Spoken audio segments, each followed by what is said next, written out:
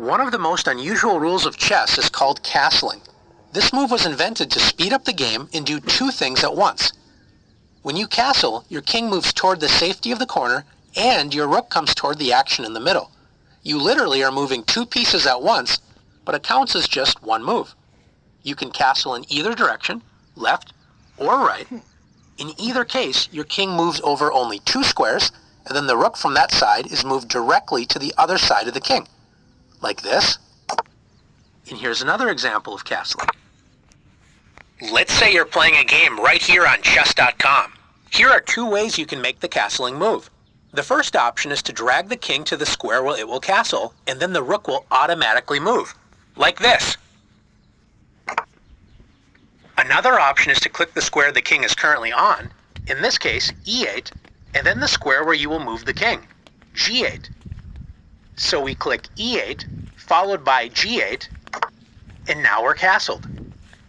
Castling is a great move with many benefits if it is used at the right time.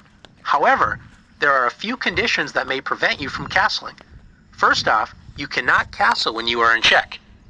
You must first deal with the check before trying to castle.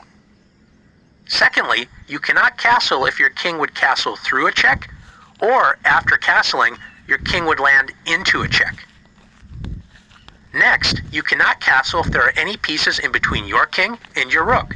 It must be completely empty. In this position, both white and black have to move one piece before they're able to castle. After knight f3 and bishop c5, for example, both sides are now able to castle kingside. Finally, you cannot castle if your king has made any other move before, or if the rook you are castling with has already moved. It must be the first move for both pieces. In this position, the only legal castling move is for black. Since white's king is already moved, white cannot castle. Notice black can only castle with the rook on h8 because the other rook has already moved. What is the notation for castling? It depends on if you castle kingside or queenside. In this position, let's say white castles kingside. The way you would write it is 0-0. If black now castles queenside, we would add one more 0. So it would be 0-0-0.